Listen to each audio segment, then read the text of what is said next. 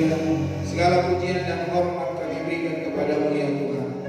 Engkau telah mengurapi kami, Engkau telah memberkati kami. Dan biarlah kiranya perlengkapi kami kembali dengan kebenaran firman-Mu, sehingga kami kudus, berkenan dan layak di hadapan Tuhan. Apa yang menjadi janji-Mu Tuhan, itu yang menjadi bagian kami. Segala kuasa yang bukan dari Tuhan, yang ingin mencuri firman Tuhan, kami tolak, katakan, hancurkan dalam nama Tuhan Yesus. Kasih karunia anugerah-Mu Tuhan melimpah atas kami dari pertengahan sampai pada akhirnya, dalam nama Yesus Kristus Tuhan kami. Haleluya. Amin. Silakan duduk Bapak Ibu Saudara. Selamat pagi. Shalom. Shalom. Hari ini kita akan belajar kebenaran firman Allah, yaitu kendalikan ego Anda. Ego adalah konsep diri yang melibatkan perasaan, harga diri, kesadaran diri, dan keinginan untuk bertahan hidup. Nah, ego adalah hidup yang berpusat pada diri sendiri.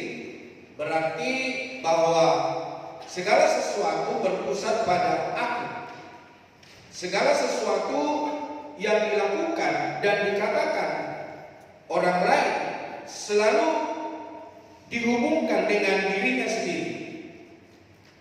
Gejala-gejala yang ditimbulkan dari hidup yang berpusat pada diri sendiri adalah kemarahan, mengasihi diri sendiri, keangkuhan, depresi, mudah tersinggung, dendam, dan konflik-konflik lainnya. Nah, hari ini saudara, apa kata firman Tuhan? Apa kata Allah di dalam hidup kita pada saat pagi hari ini? Nah, firman Allah berkata di dalam 1 Tawarik pasal 16 ayat 29. 1 Tawarik pasal 6 ayat 29. Berilah kepada Tuhan kemuliaan namanya, bawalah persembahan dan masuklah menghadap Dia. Sujudlah menyembah kepada Tuhan dengan berhiaskan kekudusan. Jadi yang pertama Bapak Saudara, jagalah kekudusan. Bilang dulu kiri kanannya, jaga kekudusan. Hari ini Bapak Saudara, kita sebagai orang percaya, tentu untuk kita dapat mempersembahkan sesuatu kepada Tuhan, hidup kita harus kudus. Hidup kita harus berkenan kepada Tuhan. Hidup kita tidak boleh ada cacat dan celah. Berilah kepada Tuhan kemuliaan namanya, bawalah persembahan dan masuklah menghadap Dia. Jadi Bapak Saudara, ketika kita mau menyembah Tuhan, ketika kita mau persembahkan pujian kita kepada Tuhan, ketika kita mau persembahkan hormat kita kepada Tuhan, tidak boleh ada cacat dan celah. Jadi Bapak Saudara, Tuhan mau supaya kita kudus dan berkenan kepada Tuhan. Ketika zaman perjanjian lama, waktu para imam mau masuk ke ruang Maha Kudus, gak bisa asal masuk saja Bapak Saudara. Gak bisa asal mempersembahkan korban. Mereka harus menguduskan diri. Mereka harus berkenan kepada Tuhan. Dan itu pun Bapak Saudara, ketika mereka masuk di dalam ruang Maha Kudus, maka mereka harus mempersiapkan diri. Apakah mereka berkenan kepada Tuhan atau mereka berdosa di hadapan Tuhan? Itulah sebabnya di ujung jumbai para imam itu akan ditaruh kerincingan. Dan ketika mereka masih hidup, maka kerincingan itu akan berbunyi klenteng. Dan ketika dia berdosa, maka dia akan mati. Nah, bagaimana caranya untuk mengambil dia dari ruang Maha Kudus, sedangkan yang di luar tidak menguduskan diri? Tentu diikatkan tali di kakinya. Maka ketika dia meninggal di ruang Maha Kudus, maka dia akan ditarik orang-orang yang ada di luar. Jadi begitu pentingnya sebuah kekudusan di hadapan Tuhan. Nah, pada akhir zaman ini Tuhan mau supaya kita mempersembahkan sebuah yang kudus, yang berkenan kepada Tuhan. Di dalam Injil Matius berkata, ketika kita mau persembahkan sesuatu kepada Tuhan, dan firman Tuhan berkata, kamu teringat ada sesuatu kepada saudaramu yang membuat dia terluka, yang membuat dia sakit. Firman Allah berkata, tinggalkan persembahanmu dan berdamai dulu dengan orang itu. Baru setelah kamu berdamai, baru mempersembahkan persembahan. Jadi Bapak Ibu Saudara kekasih Tuhan, baik di perjanjian lama, baik di perjanjian baru, saya mau tandaskan hari ini, jaga kekudusan. Bilang dulu di kanannya, jaga kekudusan. Di dalam Yesaya 20 ayat 18, 19 dan 20. Di sana firman Tuhan berkata, maka aku berkata kepada anak-anak mereka di padang gurun, janganlah kamu hidup menurut ketetapan-ketetapan ayahmu, dan janganlah berpegang pada peraturan-peraturan mereka, dan janganlah menajiskan dirimu dengan berhala-berhala mereka. Jadi firman Allah di sini berkata supaya jemaat Tuhan pada zaman itu supaya tidak mengikuti apa yang menjadi perkataan orang tua mereka. Nasihat orang tua untuk mereka mengikuti penyembahan berhala. Ayat 19. Akulah Tuhan Allahmu, hiduplah menurut ketetapan-ketetapanku, dan lakukanlah peraturan-peraturanku dengan setia.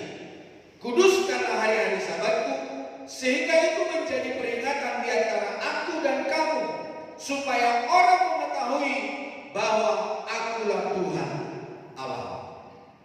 Jadi Bapak Saudara kekasih Tuhan, kekudusan itu sangat penting. Perkenanan akan Tuhan itu sangat penting. Itulah sebabnya pagi hari ini hendaklah setiap kita yang ada, biarlah kita menjadi orang yang kudus di hadapan Tuhan. Bukan kita kudus ketika kita ada di dalam gereja, bukan ketika kita kudus ketika kita beribadah, tetapi setiap saat, setiap waktu, kapan saja, di mana saja, supaya kita hidup berkenan kepada Tuhan. Ibrani 12 ayat 14, 15 dan 16. Firman Allah berkata, Ibrani 12 ayat 14, 15, 16. Berusahalah hidup damai dengan semua orang dan kejarlah kekudusan. Sebab tanpa kekudusan tidak seorang pun akan melihat Tuhan. Jagalah supaya jangan ada seorang pun menjauhkan diri dari kasih karunia Allah, agar jangan tumbuh akar yang pahit yang menimbulkan kerusuhan dan yang mencemarkan banyak orang. Janganlah ada orang yang menjadi cabul atau yang mempunyai nafsu yang rendah seperti Esau, yang menjual hak kesulungannya untuk sepiring makanan. Jadi Bapak Ibu Saudara kekasih Tuhan, di sini kita ditandaskan oleh firman Tuhan supaya kita mengejar kekudusan. Bagaimana seseorang untuk dapat mengejar kekudusan? Gak cukup hanya hari Minggu ke gereja, gak cukup hanya hari Minggu mendengarkan firman Allah, tetapi ketika kita ada di rumah, ketika kita ada di kantor, ketika kita ada di aktivitas kita perlu belajar dan belajar kebenaran Allah. Ada banyak orang saudara yang sudah menyebut dirinya menjadi orang Kristen, sudah lama beribadah, tetapi tidak mau untuk membebaskan dirinya dari segala kejahatan, dari segala dosa, dari segala hal-hal yang tidak berkenan kepada Tuhan. Ada orang merasa lebih baik dari orang lain, ada merasa lebih baik daripada kehidupan yang lain, sehingga apa yang dikerjakannya sangat merugikan orang lain. Janganlah supaya jangan ada seorang pun menjauhkan diri dari kasih karunia Allah.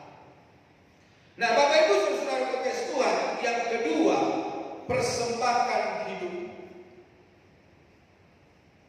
Di dalam Ibrani pasal yang ke-12 ayat demi kemurahan Allah, aku menasihatkan kamu supaya kamu mempersembahkan tubuhmu sebagai persembahan yang hidup, yang kudus dan yang berkenan kepada Allah. Itu adalah ibadahmu yang sejati. Jadi mempersembahkan hidup kita yang kudus, yang berkenan kepada Allah, yang sesuai dengan kehendak Tuhan. Tidak ada dusta di dalamnya, tidak ada penipuan di dalamnya, tidak ada bohong di dalamnya, tidak ada sesuatu yang merugikan diri sendiri. Hendaklah kita berkenan kepada Tuhan, karena perkenanan Tuhan itulah persembahan yang berkenan kepada Tuhan. Di dalam Mazmur 24 ayat 3 dan 4 berkata, Mazmur 24 ayat 3 dan 4, siapakah yang boleh naik ke atas gunung Tuhan? Siapa dia? Siapakah yang boleh berdiri di tempatnya yang kudus? Orang yang bersih tangannya dan murni hatinya, yang tidak menyerahkan dirinya kepada penipuan dan yang tidak bersumpah palsu. Banyak orang-orang, Bapak Saudara, masih hidup di dalam penipuan. Harapanku hari ini tidak ada di antara kita yang menipu diri sendiri dan menipu orang lain. Harapanku hari ini tidak ada yang bersumpah palsu. Dan dia berkata, aku bersumpah demi nama Tuhan. Padahal, Bapak Saudara, apa yang dikerjakannya yang tidak berkenan kepada Tuhan. Dan Tuhan tidak mau itu, Bapak Saudara. Itulah sebabnya hari ini, supaya kita mempersembahkan tubuh kita yang kudus, yang berkenan kepada Tuhan. Dari segala tindak tanduk kita, dari segala perkataan kita, dari segala gerak-gerik kita. Mungkin orang lain tidak tahu, orang lain tidak mengerti kehidupan kita, tetapi cara berpikir kita, cara berperilaku kita, cita-cita kita, angan-angan kita untuk orang lain seringkali membuahkan duka, membuahkan sesuatu yang tidak berkenan kepada Tuhan. Di dalam Imamat 19 ayat 11 12 berkata begini. Imamat 19 ayat 11 dan 12. Janganlah kamu mencuri, janganlah kamu berbohong, dan janganlah kamu berdusta seorang kepada sesamanya. Janganlah kamu bersumpah dusta demi namaku, supaya kau jangan melanggar kekudusan nama Allahmu. Akulah Tuhan. Jadi Bapak Ibu Saudara, Tuhan memerintahkan supaya kita tidak ada berbohong, tidak ada mencuri, tidak ada yang melakukan apa yang tidak berkenan kepada Tuhan. Jadi dari setiap tutur kata kita, perilaku kita, perbuatan kita, cara kita bersekolah, cara kita kuliah, cara kita bekerja, semuanya menyenangkan hati Tuhan.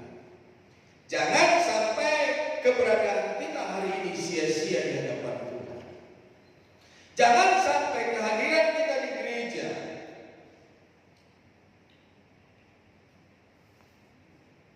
sangat menyakitkan hati Tuhan. Bapak Ibu Saudara, di dalam Ayub pasal 13, Ayub pasal 13 ayat 6, 7, 8 dan 9, firman Allah berkata, dengarkanlah pembelaan dan perhatikanlah bantahan bibir. Sudahkah kamu berbohong untuk Allah? Sudahkah kamu mengucapkan dusta untuk Dia? Apakah kamu mau memihak Allah, berbantah untuk membela Dia? Apakah baik kalau Dia memeriksa kamu? Dapatkah kamu menipu Dia seperti menipu manusia? Yang artinya begini kawan, manusia tidak tahu pikiran hati dan hidup kita, tidak tahu apa yang menjadi cerita kehidupan kita. Tetapi Tuhan, apa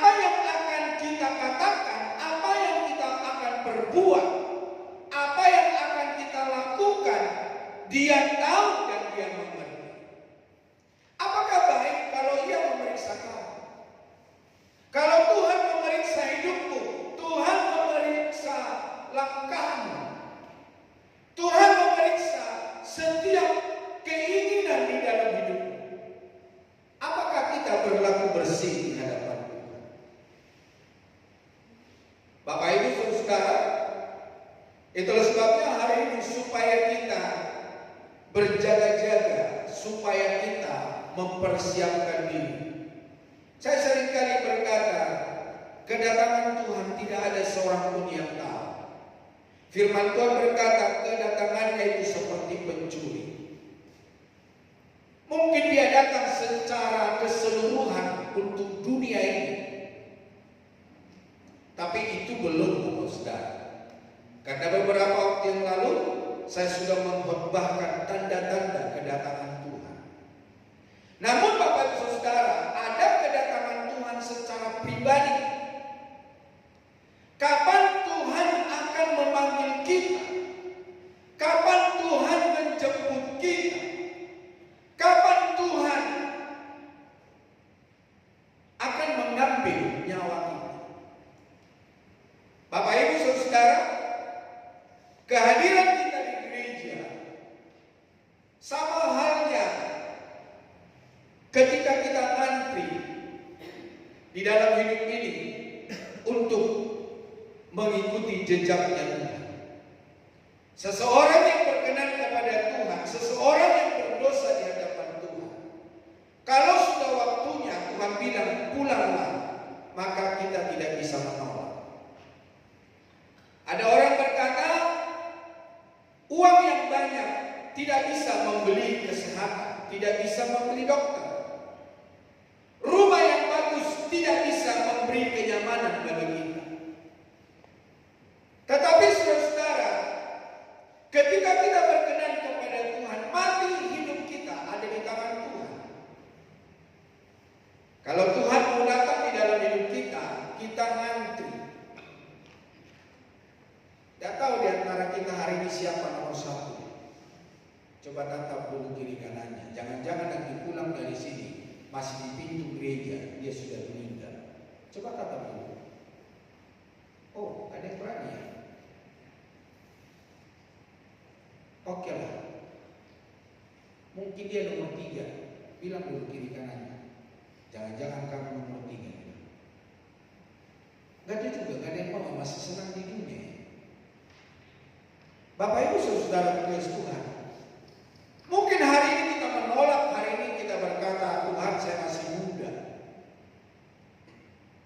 Jangankan menikah, TTM aja belum ada. Yang saya lirik aja belum ada.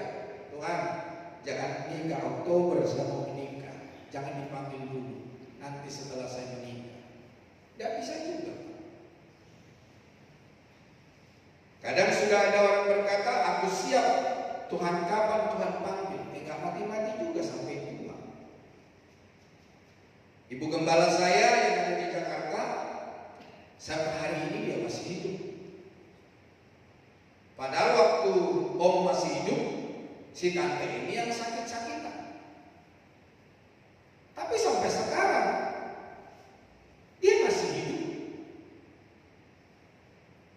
Dia masih dikunjungi oleh para jemaat. Atau kita berkata, aku mau seperti tante itu. Tidak bisa juga, Bapak Saudara. Ada beberapa jemaat yang saya tahu di gereja kami di Jakarta, di jam 6 pagi ada tantangan untuk menyumbang PI misi pembangunan pekerjaan Tuhan di daerah. Ketika PI misi dikumandangkan, diumumkan di gereja, maka si bapak ini menyumbang, saudara. Tetapi apa yang terjadi setelah dia pulang ke rumah?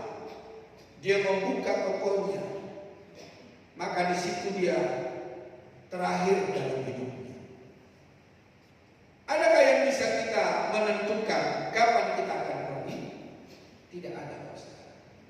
Atau kita berkata kepada Tuhan, Tuhan jangan saya dulu, biar dia dulu. Tidak bisa juga. Jadi Bapak Ibu Saudara kekasih Tuhan, mari hari ini kita mempersiapkan diri untuk kita kudus dan berkenan kepada Tuhan. Bilang dulu, kuduskan diri.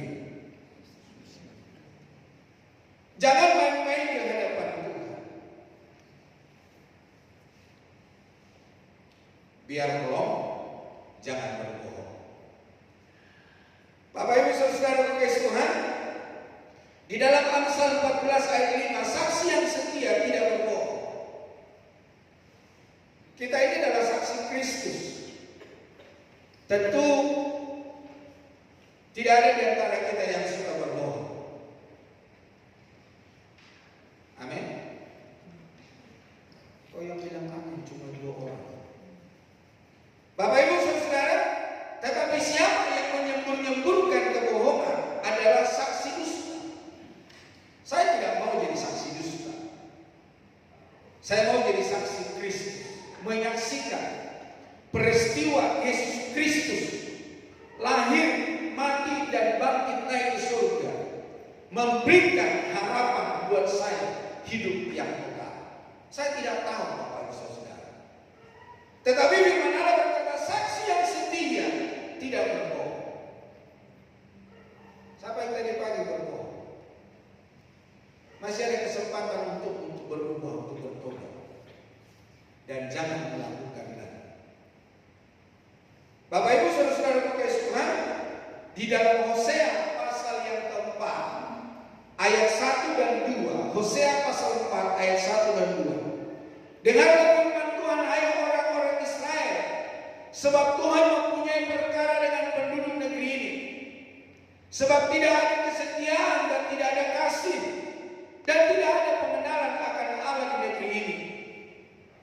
Hanya mengutuk, berbohong, membunuh, mencuri, berzina, melakukan kekerasan dan penumpahan darah, menyusul penumpahan darah.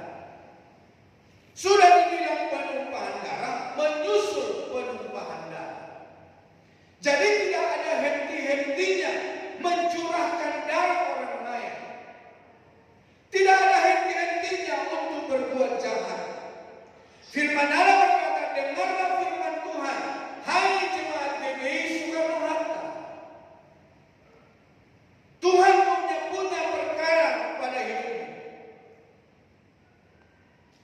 Apakah engkau setia? Apakah engkau saleh? Apakah engkau memiliki kasih? Apakah engkau memiliki pengenalan Allah dengan baik?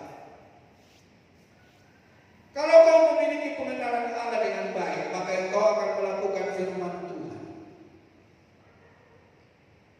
Saya tidak tahu bagaimana hidupmu di luar sana, bagaimana keadaanmu di luar sana. Tetapi firman Tuhan berkata kepada kita, Tuhan mempunyai perkara kepada gereja di tempat ini. Saya banyak melihat gereja-gereja yang ribut, Bapak Saudara. Sesama jemaat dengan pendetanya baku hantam.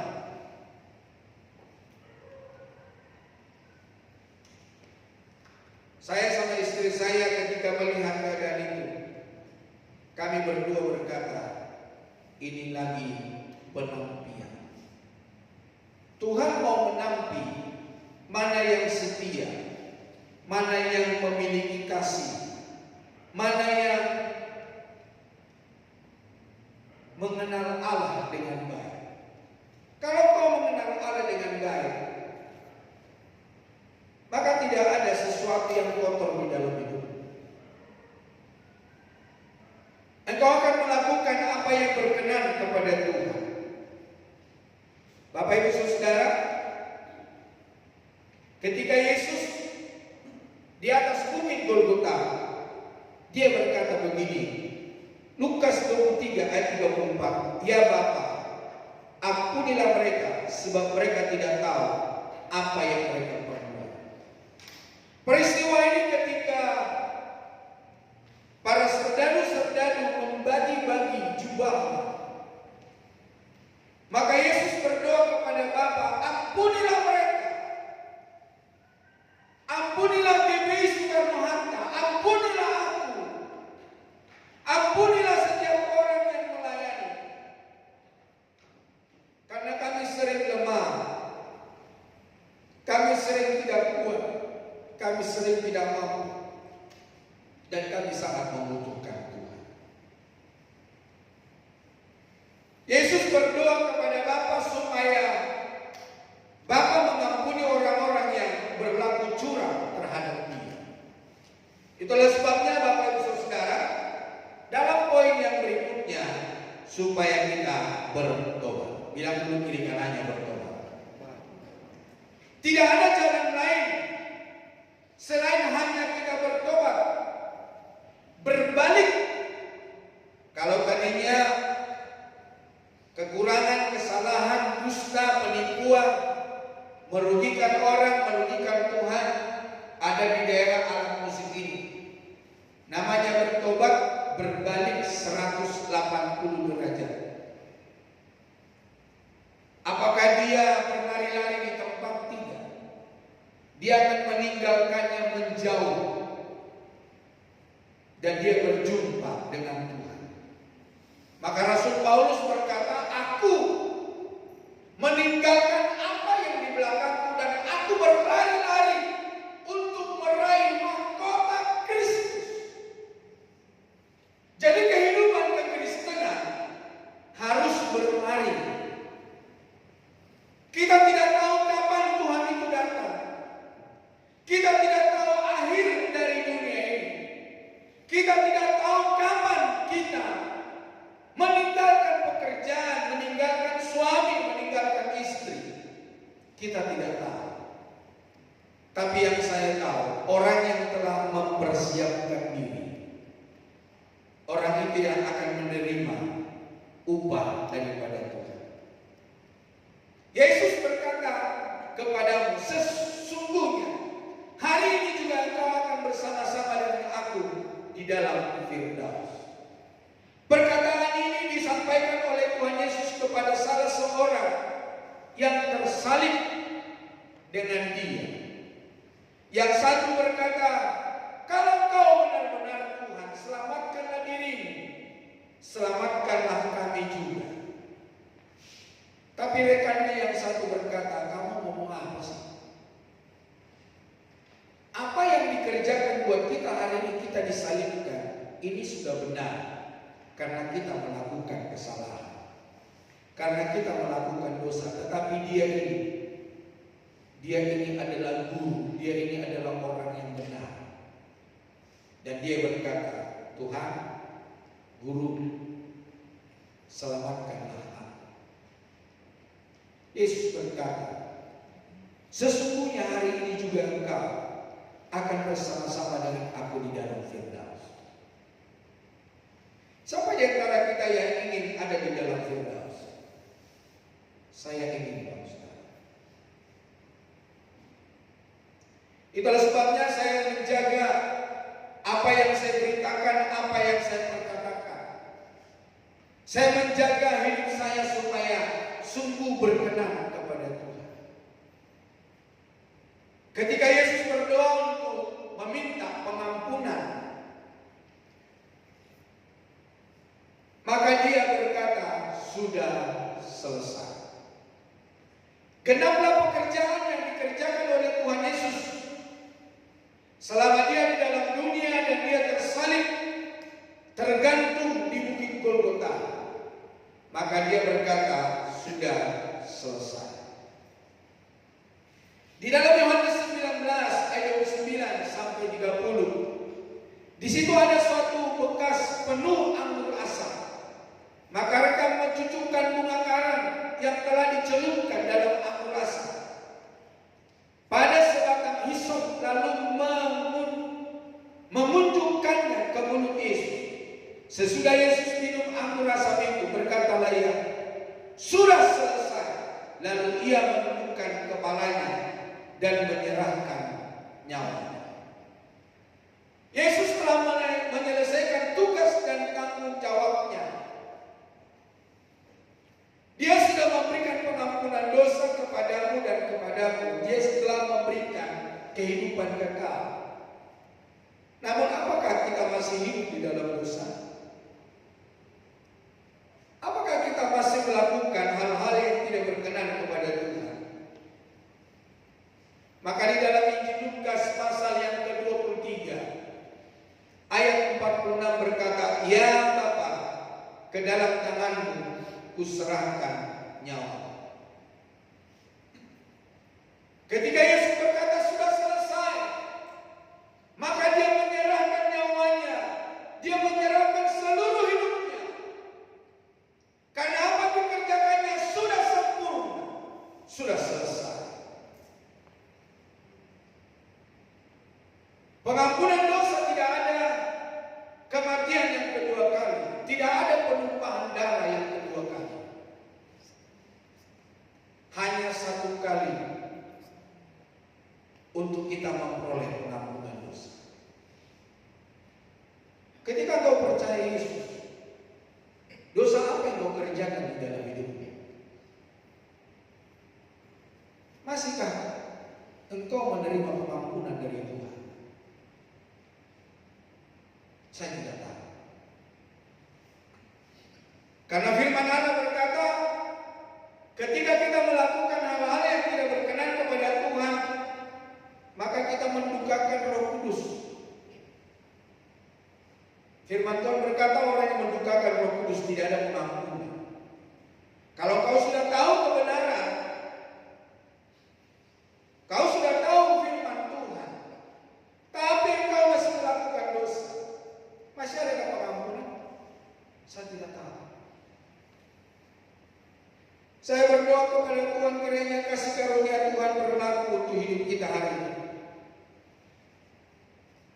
Dan segala dosa dan segala kesalahan dan segala kekurangan, supaya tidak kita kerjakan lagi di dalam hidup kita. Lukas 23 ayat 46 dan 47. Lalu Yesus berseru dengan nyaring, "Ya Bapa, ke dalam tangan-Mu kuserahkan nyawaku." Dan sesudah berkata demikian, ia menyerahkan nyawanya. Ketika kepala pasukan melihat apa yang terjadi, ia memuliakan Allah, katanya, "Sungguh orang ini adalah orang benar."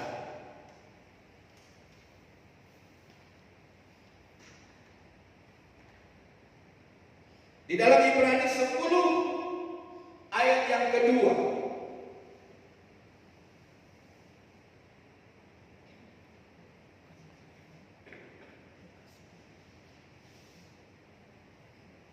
sebab jika hal itu mungkin, pasti orang tidak mempersembahkan korban lagi. Sebab mereka yang melakukan ibadah itu tidak sadar lagi akan dosa setelah disucikan sekali untuk selama-lamanya. Sekali untuk selama-lamanya. Jadi bilang dulu keringanannya, pulanglah dan jangan berbuat dosa lagi. Bilang dulu keringanannya, pulanglah dan jangan berbuat dosa lagi. Tapi jangan sekarang, belum selesai. Ibrani 10 ayat 10 dan 11. Dan karena kehendaknya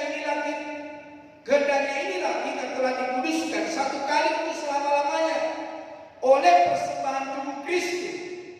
Selanjutnya setiap imam melakukan tiap-tiap hari pelayanannya dan berulang-ulang mempersembahkan korban yang sama sekali tidak dapat menghapus dosa. Yesus sekali mempersembahkan hidupnya untuk selama-lamanya. Sedangkan para imam berkali-kali mengorbankan korban persembahan, tapi sama sekali tidak dapat menghapus dosa. Jadi sungguh berharga pengorbanan Kristus untukmu dan untukku. Ada sebuah pujian yang berkata, bukan dengan barang fana, bukan sesuatu yang fana di dalam dunia ini yang menebus segala kesalahan kita, tetapi oleh darah Yesus, nyawa Yesus, tubuh Yesus yang dipersembahkan. Adakah orang mau mati untuk saudaranya yang lain? Mungkin ada. Karena kebaikan orang itu kepada dia. Tapi saya belum menemukan di zaman sekarang ini orang yang mau berkorban, baik buat anaknya, baik buat istrinya, baik buat suaminya. Tidak ada yang memberikan nyawanya. Tetapi Kristus Yesus yang tidak engkau kenal, yang tidak saya kenal, yang tidak kita kenal, Dia memberikan segalanya untuk kita. Ibrani 10 ayat 12 dan 13. Tetapi Ia setelah mempersembahkan hanya satu korban saja karena dosa, Ia duduk untuk selama-lamanya di sebelah kanan Allah. Dan sekarang Ia hanya menantikan saatnya di mana musuh-musuhnya akan dijadikan tumpuan kaki. Jadi sekarang Yesus telah merdeka. Dia hanya menunggu kapan musuh-musuhnya dihancurkan dan itu menjadi alas kaki. 1 Petrus 3 ayat 18. Sebab juga Kristus telah mati sekali untuk segala dosa kita. Ia yang benar untuk orang-orang yang tidak benar, supaya Ia membawa kita kepada Allah. Ia yang telah dibunuh dalam keadaannya sebagai manusia, tetapi yang telah dibangkitkan menurut Roh.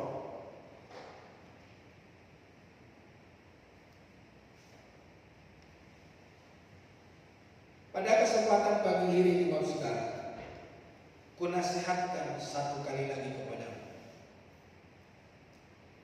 Kunasihatkan satu kali lagi. Dan itu firman Tuhan. Peganglah, hidupilah.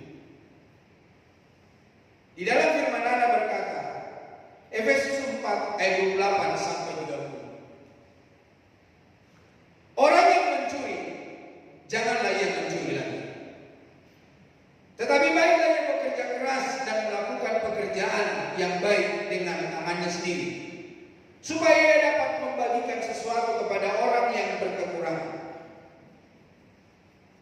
Jadi sini, supaya kau jangan mencuri, firman Tuhan berkata, bekerja. Tapi banyak juga orang yang bekerja tetap juga mencuri, tetap juga mengambil yang tidak punyanya. Saya sering melihat di sosial media, maaf, berkerudung, nggak tahu dia agamanya apa. Tapi bisa saja, apakah dia agama A, agama B, atau juga mungkin ada orang Kristen. Tapi doa saya jangan sampai terjadi. Mereka bukan orang-orang yang tidak punya, tapi memang penyakit. Kalau sudah penyakit, susah untuk ditangani. Janganlah ada perkataan kotor keluar dari mulutmu, tetapi pakailah perkataan yang baik untuk membangun di mana perlu, supaya mereka yang mendengarnya beroleh kasih karunia. Dan janganlah kamu mendukakan Roh Kudus Allah yang telah memeteraikan kamu menjelang hari penyelamatan. Saya selama ini masih bertanya-tanya, seperti apa sih orang yang mendukakan Roh Kudus? Ya ternyata orang yang mendukakan Roh Kudus setelah ditebus, setelah diampuni dosanya, maka mereka melakukan pencurian, mereka berdusta, mereka mengeluarkan kata-kata kotor dari mulutnya, tidak memakai mulutnya untuk menyenangkan hati Tuhan. Ya kalau di gereja memuji Tuhan, memuliakan Tuhan, tapi keluar dari pintu gereja kata-kata yang kotor, kata-kata yang menyakiti, kata-kata yang mendiskreditkan.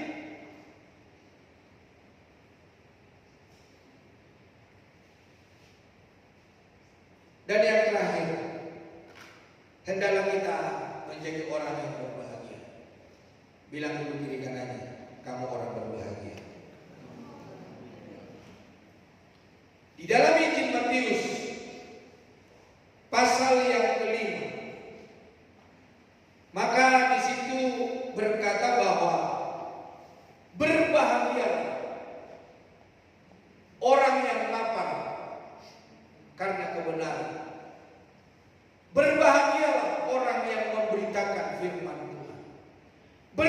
berbahagialah dan berbahagialah. Itulah sebabnya Bapak Ibu Saudara kekasih Tuhan, berbahagialah Bapak Ibu Saudara jika Bapak Ibu Saudara menyenangkan hati Tuhan, jika Bapak Ibu Saudara meninggikan nama Tuhan, jika Bapak Ibu Saudara melakukan kebenaran yang dikerjakan, yang dikatakan oleh firman Tuhan. Dan orang yang berbahagia akan mendapat bahagianya di dalam kerajaan surga. Biarlah apa yang saya sampaikan hari ini dapat memberkati kita, menggugah hati kita, supaya kita menjaga kekudusan. Bilang dulu sekali lagi, jaga kekudusan. Bilang dulu kepada dirimu dan sebutkan namamu. Bilang, taruh tangan di dada dan berkata, berubah, jaga kekudusan. Tidak ada hal yang lain, Bapak Saudara. Saya tidak bisa menjamin keselamatan Bapak Saudara, tapi saya hanya menyampaikan kebenaran firman Tuhan. Kalau engkau menerima firman Tuhan dengan baik, firman Tuhan berkata, berbahagialah engkau. Tapi ketika engkau mendengarkan firman Tuhan, maka saya tidak tahu apa yang saya sematkan di dalam hidup. Mulai hari ini saudara, satu hal yang perlu kita ingat, jaga kekudusan. Amin. Mari musik maju ke depan dan pelayan perjamuan terus untuk maju ke depan.